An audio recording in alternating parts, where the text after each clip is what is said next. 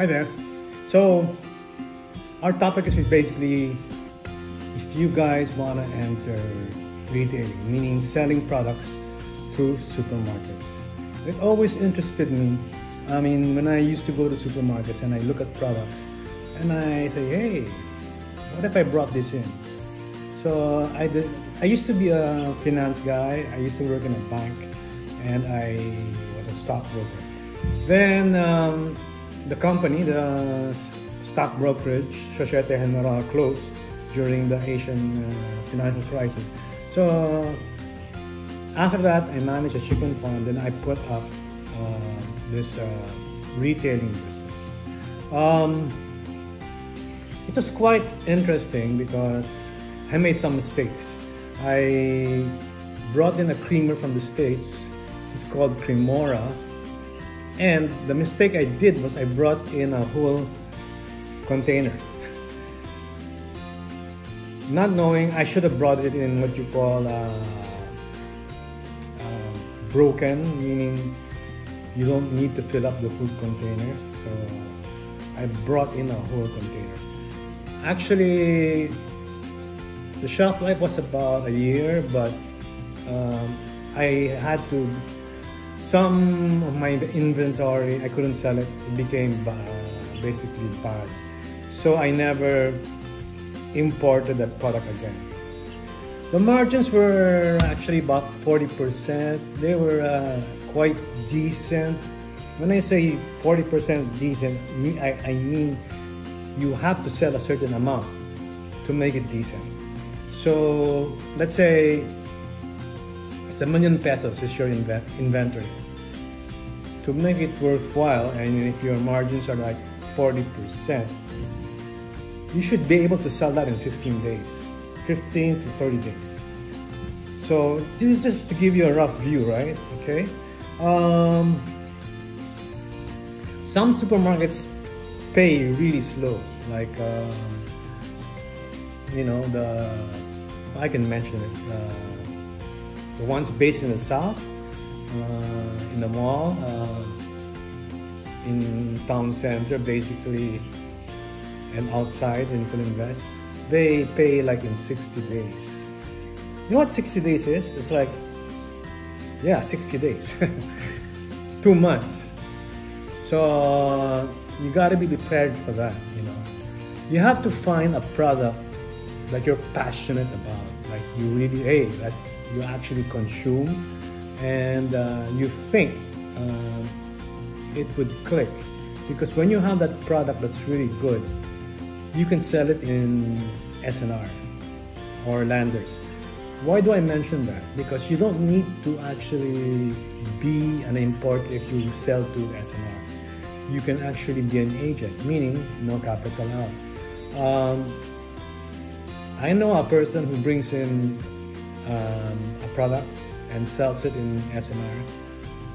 It's so good that SNR decided to bring in some of the other products.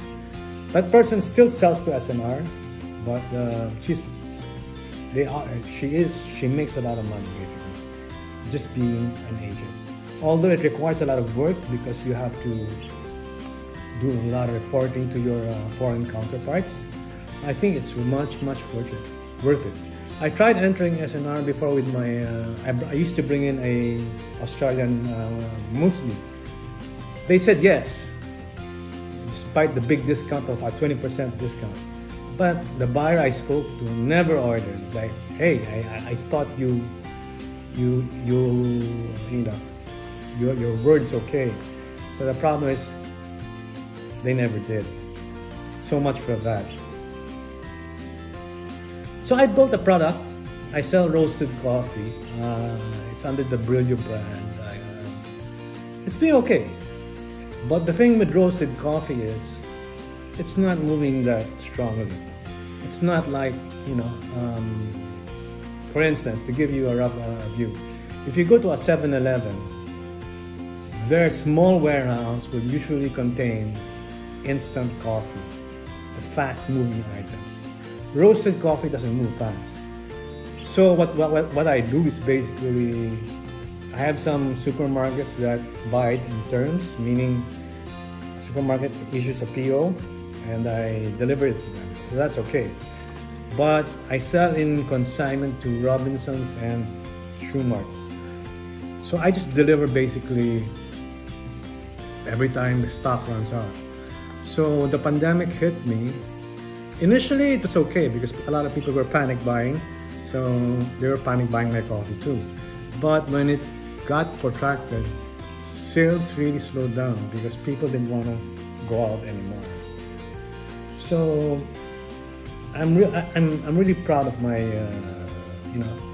developing a brand, then selling it and it being successful. So while doing this, I got involved with advertising the brand in Google, Facebook, and I also have Instagram. I built a website, so that gave me a lot of experience, online selling basically, building the brand through social media, and at the same time, of course, the brand has to be good, the packaging has to be really good, and of course, your product has to be good. I drink coffee. I develop the taste, meaning I choose the beans, the roast, so I like it. I like Brillo. I drink it every day because it's the only coffee I have, right? Number one lesson for you beginners is don't be leveraged. Do not have debt, because when you have supermarkets paying you in 60 days, boy, I got into debt because I launched a corned beef line and I used my credit line. Boy, oh boy, now I really regret it. I'm still paying the debt until now. I don't have a corned beef line, but I'm burdened with the interest and amortizations that I have to pay. My last advice is actually minimize your fixed costs. You don't want to have a big office, basically. Well, your office has to have enough space to have your inventory. So yeah, try to choose an office that's quite decent, near your house preferably. Get your people, maybe your salesman about 2 to 3, you know what I mean? Because you don't need that much. And you don't need a delivery truck. Well, I don't now. I just let them commute and they deliver the products to all the stores.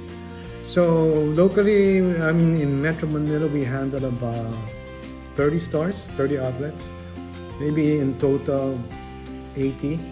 We sell also in Bohol, Pagbilaran, and it's quite strong actually. We used to sell in Cebu. We used to sell in Clark actually through SM, and it was very strong. I have to get back into it. It's just that I have to build up my working capital to be able to sell that to them. Remember, it's on a consignment basis. So that's all. Good luck, and I hope you learned anything. Please like and subscribe to my channel. Thank you.